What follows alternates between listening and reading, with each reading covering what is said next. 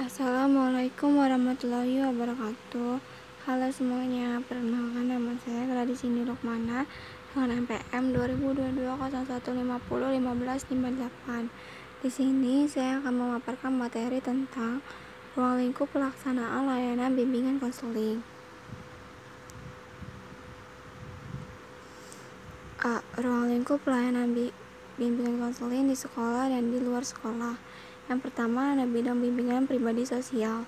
Dalam bimbingan pribadi, membantu siswa menemukan dan mengembangkan pribadi yang beriman dan bertakwa kepada Tuhan Yang Maha Esa, mantap dan mandiri serta sehat jasmani dan rohani. Dalam bidang bimbingan sosial, membantu siswa mengenal dan berhubungan dengan lingkungan sosial yang dilandasi dengan budi pekerti luhur, tanggung jawab kemasyarakatan dan kenegaraan. Bimbingan pribadi sosial berarti bimbingan dalam menghadapi keadaan batinnya sendiri dan mengatasi pergumulan-pergumulan dalam dirinya sendiri di bidang kerohanian, perawatan jasmani, pengisian waktu luang, penyaluran nafsu seksual, dan sebagainya, serta bimbingan dalam membina hubungan kemanusiaan dengan sesama di berbagai lingkungan.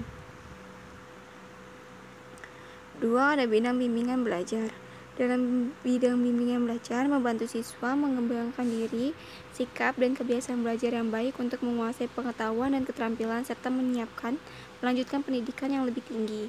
Bimbingan belajar atau akademik ialah bimbingan dalam menemukan cara belajar yang tepat, dalam memilih program studi yang sesuai, dan dalam mengatasi kesukaran-kesukaran yang timbul berkaitan dengan tuntutan-tuntutan belajar di suatu instansi pendidikan. Yang pertama ada ruang lingkup dari segi pelayanan. A. Pelayanan bimbingan konseling di sekolah. 1. Keterkaitan antara bidang pelayanan bimbingan konseling dan bidang-bidang lain. Terdapat 3 bidang pelayanan pendidikan, yaitu A. Bidang kurikulum dan pengajaran, meliputi semua bentuk pengembangan dan kurikulum serta pelaksanaan pengajaran, yaitu keterampilan, sikap, dan kemampuan berkomunikasi peserta didik. B. Bidang administrasi dan kepemimpinan, yaitu bentuk-bentuk kegiatan perencanaan, pembiayaan, prasarana, dan pengawasan. C. Bidang kesiswaan, yaitu bidang yang meliputi berbagai fungsi dan kegiatan yang mengacu kepada pelayanan kesiswaan secara individual. Kedua, ada tanggung jawab konselor sekolah.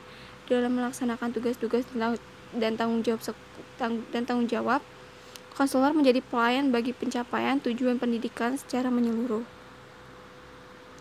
Yang kedua, ada ruang lingkup dari segi fungsi. A. Fungsi pemahaman.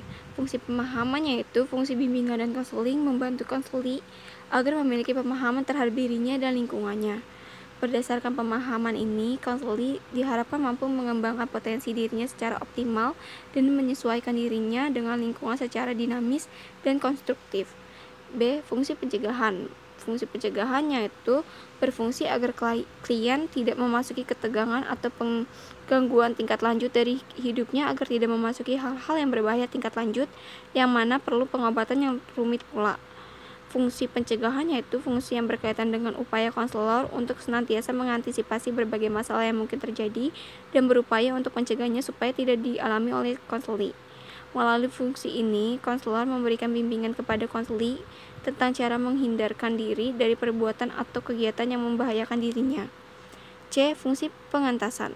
Fungsi pengentasan yaitu sebagaimana diketahui dalam bimbingan dan konseling, konselor bukan ditugaskan untuk mengental dengan menggunakan unsur-unsur fisik yang berada di luar diri konseli, tetapi konselor mengatas dengan menggunakan kekuatan-kekuatan yang berada di dalam diri klien sendiri.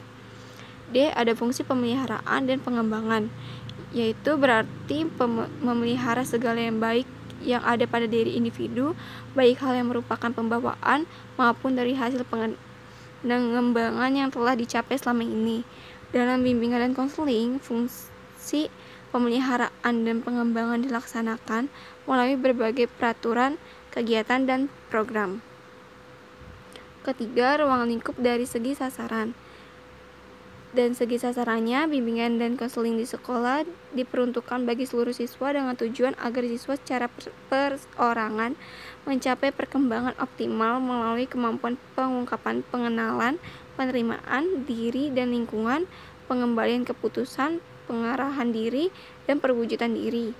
Dalam hal tertentu, sesuai dengan permasalahan yang dihadapi, akan terdapat prioritas dan sasaran bimbingan dan konseling tersebut.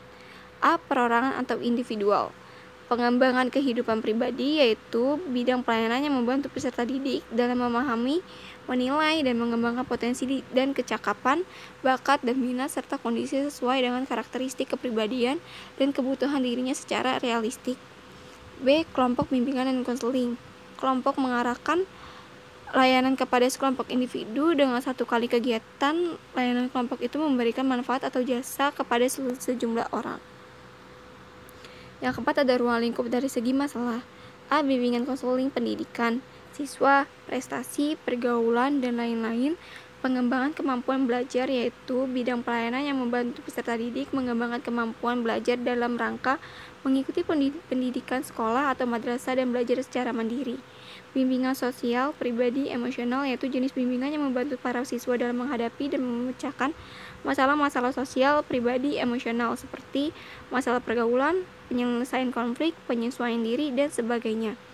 B. Bimbingan konseling karir, pekerja, motivasi, dan lain-lain. Pengembangan karir yaitu bidang pelayanan yang membantu peserta didik dalam memahami dan menilai informasi serta memilih dan mengambil keputusan karir. Yang kelima ada ruang lingkup dari segi sosial budaya. Adapun ruang lingkup dari segi sosial budaya adalah pengembangan kehidupan sosial yaitu bidang pelayanan yang membantu peserta didik dalam memahami dan menilai serta mengembangkan kemampuan hubungan sosial yang sehat dan efektif dengan teman sebaya, anggota keluarga, dan warga lingkungan sosial yang lebih luas. B. Layanan pendukung bimbingan konseling. A. Aplikasi instrumentasi kegiatan pendukung untuk mengumpulkan data dan keterangan tentang diri peserta didik, lingkungan maupun lingkungan yang lebih luas. B. Penyelenggaraan himpunan data kegiatan pendukung bimbingan dan konseling untuk menghimpun seluruh data dan keterangan yang relevan dengan keperluan perkembangan peserta didik. C. Konferensi kasus yaitu kegiatan pendukung bimbingan dan konseling untuk membahas permasalahan yang dialami oleh peserta didik. D. Kunjungan rumah kegiatan untuk memperoleh data, keterangan, kemudahan, dan komitmen bagi